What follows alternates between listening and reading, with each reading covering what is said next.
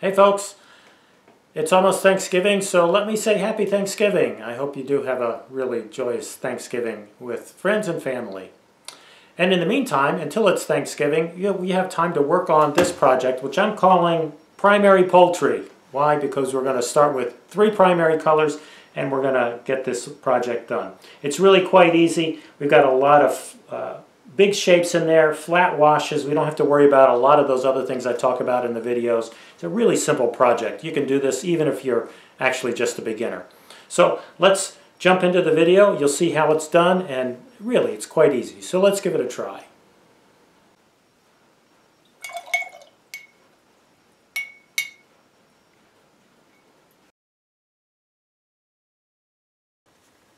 Thanksgiving's not too far away, and I thought we'd do this fun little project just to work with our brush. We're going to use some hard edges and we're going to use primary colors. So I'm calling this Primary Poultry, and that's what this project will be. We're going to actually work with 3 primary colors or palette primaries off of our limited palette. We'll use different mixtures of those to get some secondaries, but we're going to fill this out really just using that really simple color set. You can download the drawing layout from the button below and then draw it on your paper. The image is about 8 by 8 or a little bit less than that. I've got it on a much larger sheet of paper, but really a piece of paper that's big enough to fit the image will be fine. And again, something around 8 by 8 should work just fine. So anyway, go ahead and get that drawn. We'll take a look at the palette and then we'll jump in and start painting. So for our Primary Poultry, what we're going to get out is some primary colors and just a couple brushes. For the brushes, I'll have my medium round and my small round, and I'll use both of them in the painting. There are some smaller areas that we'll have to paint, and I'll use the smaller brush for that. Colors, it's really easy. It's 3 primaries, actually 4 primaries. It's a yellow, our lemon yellow, permanent alizarin crimson, ultramarine blue, and there's a couple really specific places I want to use my cerulean blue, this nice light, sort of sky blue. A couple places I want to use that, so I've got that out on the palette as well. Again, nice fluid puddles of those. Get those ready on the palette so we'll be ready to paint. We're not in a big hurry here, but if you have them ready to go, it just makes it a little bit easier. One less thing to think about when you're painting. So go ahead and get those ready to go, and then we'll start painting. So we're ready to jump into our kind of happy little Thanksgiving project. Now this is going to be really simple and easy. We're going to, what I like to call, posterize this. We're going to make big simple shapes. We're not going to worry too much about gradations and changes in value and all those other things that you hear in these videos that I've got online. Instead, we're really going to use sort of big flat shapes of color and value in all these areas that are so well outlined on the drawing. So we're going to jump into the bigger shapes first. I'll work back here in the tail, probably here on the body. We'll work a little bit on the head and neck here with a particular color. And we'll work down to those smaller areas, the feet, the stem of the pumpkin, this wing that's out here. Actually, we'll paint that when we paint the body. There is a little collar. This turkey's wearing a pilgrim outfit with a collar on it, and we're going to leave that white for the time being. That may stay white even until the end, but we'll see as we go ahead and do the painting. So let's jump in. I'm picking up my medium round, and I'm going to start with, actually I was about to pick up the ultramarine blue, but what I really want to start is the cerulean blue, because I'm going to work on the tail feathers of the turkey. And I want to make the tips of those really, really colorful and bright the way they can be. Now, they're not nearly, a real turkey's not nearly this bright, but we're going to make this one a happy, bright turkey for Thanksgiving. And again, I'm using a whole lot of water here. I'm making this, you can see this wash is nice and fluid, a whole lot of water in it. And that's always should be the case. Now, unlike some of the other projects you might have seen on watercolor methods, I really am taking some great care to stay within these drawn lines. If I go out a little bit, it's not a big deal, or if you do, it's not really a big deal. But I am trying to stick to those lines. We're really making this a real graphic sort of statement. Posterized was a word I used a little bit earlier. Really discrete patches of color from place to place, and that's what that's what we're going to do in this, and I want to make sure we have that sort of uniformly and consistently throughout the painting.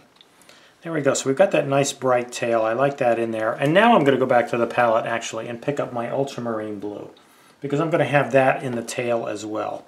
And I'm going to start that by working from the body out like this. And I am going to go out here and touch the cerulean blue. So the tail is going to go from this sort of bright but deeper, darker blue to this lighter blue out at the tail feather. Now I just painted over my collar a little bit. I'm not going to get too upset about it.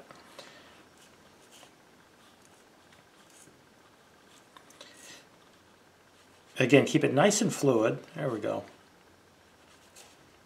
I got to get some on this side as well.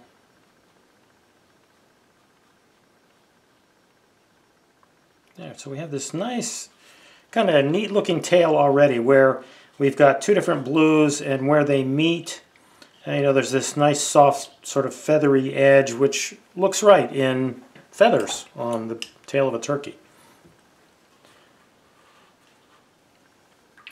Now, to be sure, again, I like these nice sharp edges on this particular project, so to be sure that we maintain those, I want to dry this off and start in again with some of these areas that actually touch this.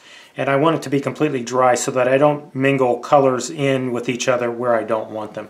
So I'm going to go ahead and dry this, and then I'll come back and keep working. Now once it's dry, or once you've taken the time to dry it, you're going to have something like this. If it's not exactly like this, you know, don't worry about it. This is a fun little exercise, and it's really going to look good almost no matter what you do on it. So the next two things I want to do actually are the head and neck and the body itself. Now the head is going to be our primary, the red that we're using for our primary, which is permanent alizarin crimson. We're going to get that over all of the head, including this little area right over here, but we're leaving the eyes and the beak alone. We're not going to paint into those right now, so we're going to be careful about that. I'm going to use my small round for this. It's got a really nice point on it, and I have really good control with it, so that's what I'm going to use for that. And then we're going to do the body. The body's actually going to be a deep purple color that we're going to mix out of the red that we're using on the head and the blue, this ultramarine blue that we used in the tail. And that's what we're going to use for the body and the wings, you know, the hand that he's got here on the end of his wing on this side as well as over here. So first we'll do the head with our permanent alizarin crimson. And I've got a nice puddle of it here on the palette that I'm just going to dig right into that and start painting. And again, I'm going to try to be really careful at the edges here. I do want to try to make sure there's nice sharp edges between all these different colors. So I'm working carefully. I am also, I hope you notice, working very, very fluidly. I'm working with a lot of water.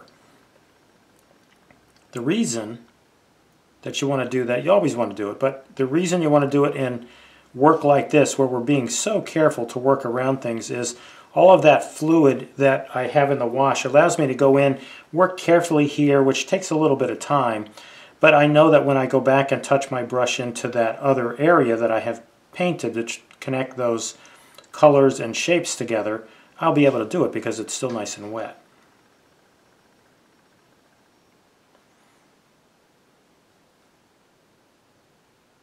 So again, I'm working really carefully around the edge of the hat here.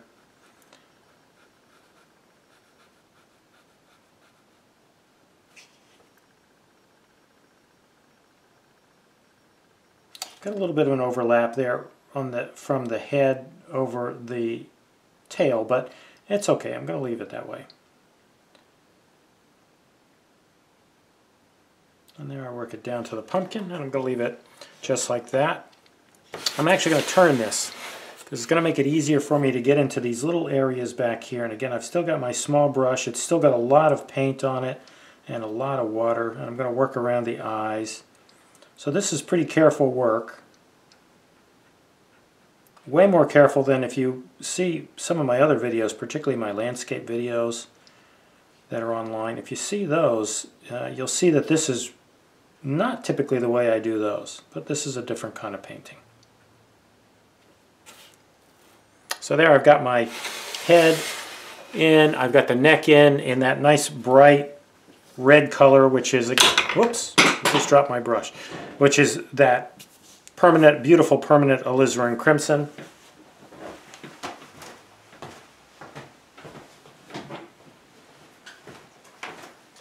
Yes, I had to walk away and pick up my paintbrush. There's a little bit of color sitting down here in water at the bottom. I do want to pick that up because I don't want it to bloom. And now, while that's drying, since the body of the turkey doesn't actually touch that, we can go ahead and paint in here as well. And as I mentioned, that's going to be a mixture of permanent alizarin crimson and ultramarine blue, which I already have both of those colors out on the palette. And I'm going to mix them together so I get a nice deep purple. Now, turkeys are not really purple, but our Thanksgiving turkey is going to be purple. And again, I'm being fairly careful here around these edges. That said, it is not perfect. There are places where I'm running over. What I'm trying not to do is, I'm going to get out my smaller brush now. What I'm trying not to do is leave any white edges like this one. So I want to make sure there's no essentially white paper showing through in any of these areas where there's supposed to be color. And I'm painting right up to the pencil edges. And in some cases I'm going over, which I'm trying not to, but I do a little bit, and that's all right. It's really not going to distract.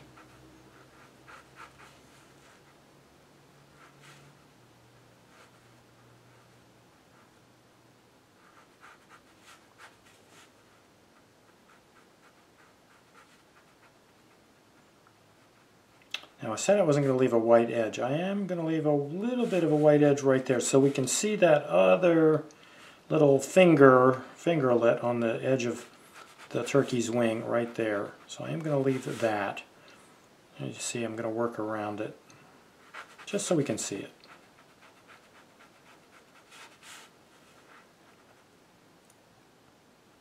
On the inside not so much, but a little bit of a halo there. There you go.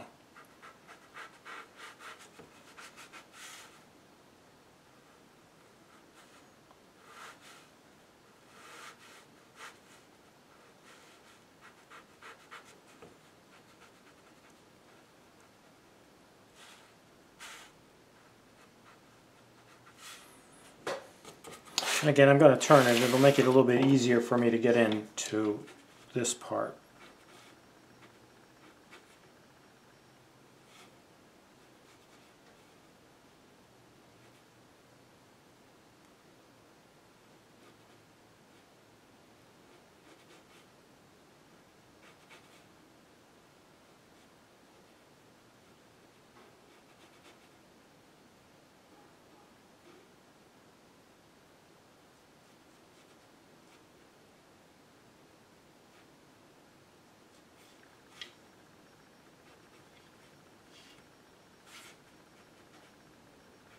I just saw that little white spot over there, and another one. I just wanted to pick those up while I saw them and while that wash was still wet.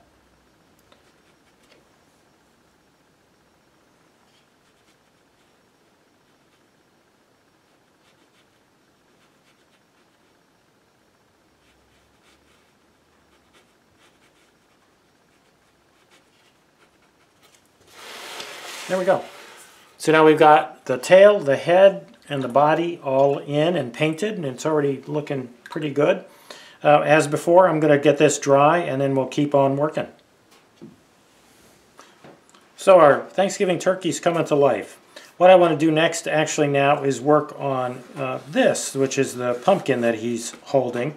And I think what we'll do now that we've got things pretty dry, we'll paint the beak and the legs. Those are both going to be yellow, and in fact I think we'll do those first before we mix up the orange that we're going to put in here for our pumpkin. So if we go over to the palette, I do have a lot of yellow sitting out here already, and my brush has a little bit of dirty water in it, I think. So I get some of this nice bright yellow, and again with my smaller brush that's nice and pointy, that gives me a lot of control. I'm going to go ahead and paint in first the beak. It's got a whole lot of water in there, and in this case, while it's hard to use too much water, there's too much. So I'm blotting it out on a rag, actually over here to the next to my easel. And I'm going to spread out this color, and again I'm going to turn this a little bit so that I can actually paint better and you can see it maybe a little bit better as well. I want to turn it this way also. It allows me to work the reason I turn the painting is because it allows me to get that point. You know, the point is working away from me, away from my hand, so instead of trying to do this with my hand, it allows me to keep my hand fairly in the same place and fairly stable, and just have the brush meet those edges where they need to. Okay, so I've got the beak in, this nice bright yellow beak. I'm going to get some more of the yellow off the palette, and I'm going to paint in the feet.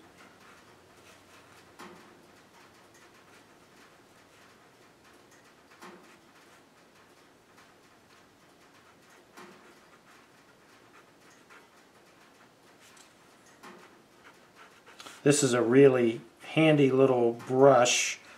It's, I think, was a sample I received from, looks like Holbein actually, Holbein Gold 001, number 10, and it's actually a very nice brush. I'm sure I didn't buy this, but I'm really enjoying using it.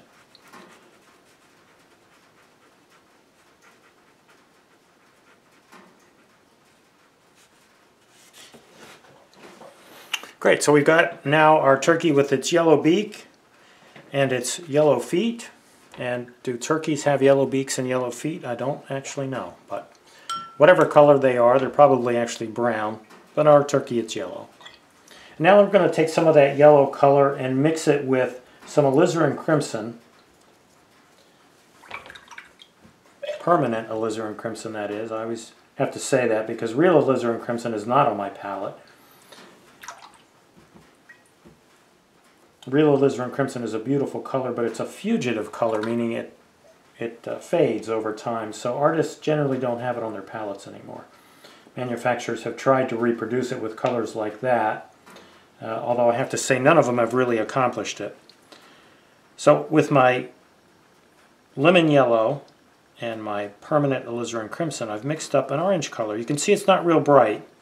Both lemon yellow and permanent alizarin crimson have some blue in them, and that blue, being the complement of orange, grays it down, neutralizes it to some degree, and that's what I've got here. A neutralized version of orange.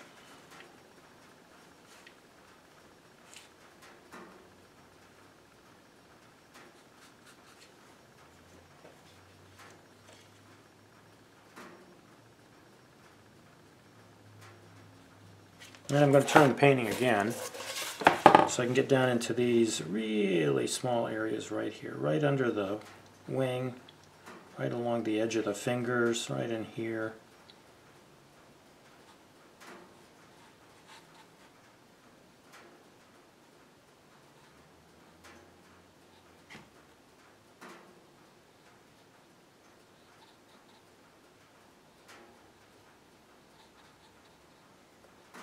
And again, because I was using a nice fluid wash, I was able to go in and do that really tight, sort of detailed work that was required down in, particularly down in this area. And then I was able to go back and touch into that wet wash, and I'm able to join them all together with no hard edge. So it looks really good, actually, like that. While that's going, I think I'm going to, obviously I need to let the feet dry. Nothing else has to be done to them or to the beak. We are going to put a stem on the pumpkin. That's one of the last things we'll do. But while they're drying, and since I don't have to touch them, I want to go in and work on my pilgrim hat. Now I'm going to use the purple that I used on the body, except maybe a little bit darker. So maybe it's going to be a bluer color this time. So more blue in that mixture rather than red. And it'll make it a little bit darker. Kind of a little different kind of purple. And again, you can see it's a nice wet wash, nice and fluid, and that's the way it really should be. It allows you, again, to do some precise work like this and still go back and join those precise edges back into your that big main wash that you're working with. Again, I'm going to turn this around so I can work right up, carefully right up to the edge of the belt, or it's not really a belt, the decoration there on the hat. Maybe it is a belt. I don't know exactly what they were using those for. And then I'm going to go down on the brim and put that same color in. Now I think I've probably got a little too much color and water on it this time.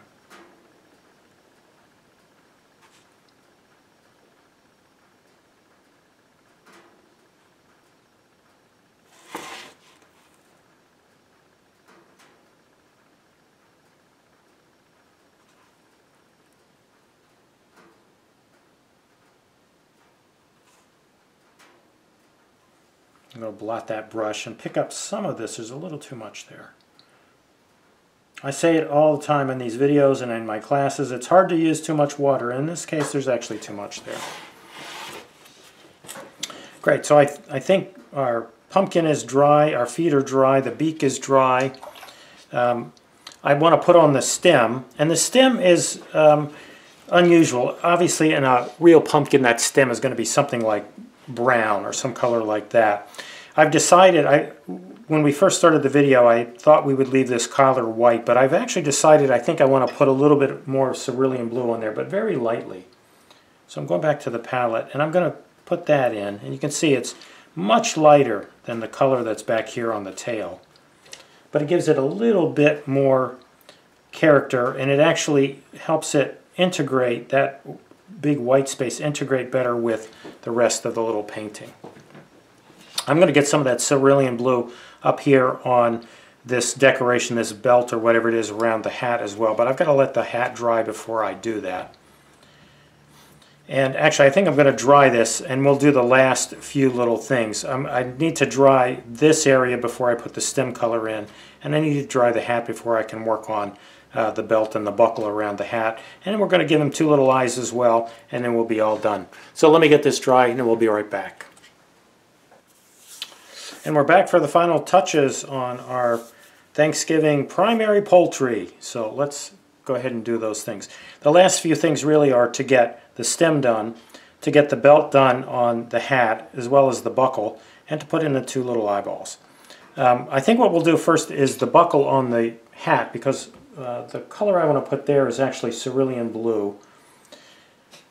And I need to let that dry before I put on the yellow, which is actually going to be like a gold buckle on the hat. So I'm putting on the cerulean blue now, and again I turned the painting around so I could get a better angle on that back edge. I'll turn it back in just a second.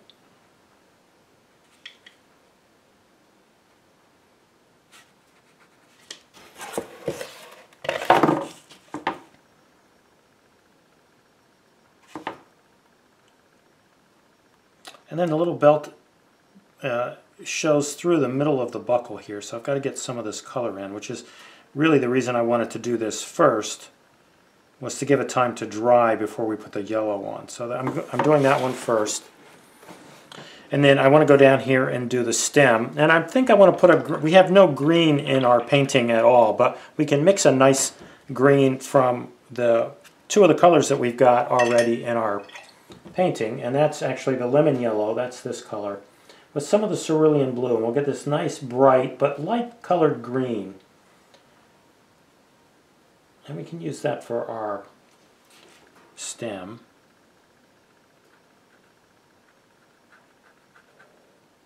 Now I'm talking about the colors that I'm putting in here.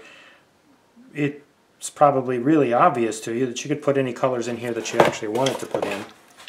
You can choose more realistic colors. You can choose brighter colors if you wanted to do that. So really you can do whatever you like. Whatever colors you choose, I would urge you to use good sort of flat washes, hard edge shapes, nice flat washes, and put them in like I've done here, no matter what colors you decide to use, or whatever colors you might have on your palette that you can use, do them like that. And I can see the cerulean blue is still a little bit wet up there on the hat, so I'm going to go in and do the eyes. And for the eyes, I really want kind of a dark but bright blue violet color. So I'm going to mix that out of these two colors, the alizarin crimson and ultramarine blue that I have on the palette. Now this I really don't want to be too wet. because I'm just trying to make little dots. So I'm blotting this, you probably can't see it, but I'm blotting this on my rag next to my easel so that I really have some fairly dry color on there. And I'm going to be pretty careful about this. I'm not going to put them in the center. I'm actually going to put them down, kind of down near the bottom. So I'm going to put in one first. This is actually his right eye. And make sure it's what I want. And assuming it is, I'm going to try to line this one up. We don't want him to have crazy eyes, so I'm going to try to line this one up next to it. And I'm going to try to make it the same size. Might be the hardest thing about this whole painting. Looks like it needs to be a little bit bigger. That looks good. And then if I want it a little bit darker, I can get a little bit more of that color now and let it just flow in there. Now you can see it's kind of beaded up, but as it dries, actually the water will go away and that darker color will just drop down in there as long as I'm careful and I don't touch it. I think I can go in and do my gold belt buckle up here on the hat now, so I'm going to do that. And again, I'm just picking up some of the yellow right off the palette, the same yellow we've been using, that we used in the beak and in the feet.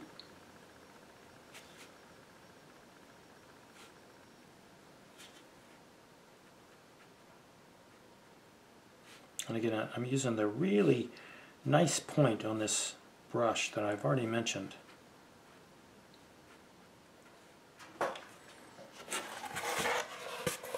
There we have it. It's not quite dry, but it will. I'm going to leave it this time. But there it is. A really simple, little, funny kind of Thanksgiving holiday painting for us. And again, very simple technique. Flat washes, simple mixtures. We're using only 3 colors, and we mix them together in certain ways to get the purple and the orange and the green. But really, we've got this nice little, kind of funny little statement that you can be proud of, actually. Frame that up and put it out for all your guests to see on Thanksgiving. Anyway, I hope you had fun with this one. Give it a try if it didn't work out. Again, if it didn't work out the way you wanted it to, easy enough to go back and redo it. Anyway, enjoy the painting and actually have a very happy Thanksgiving as well.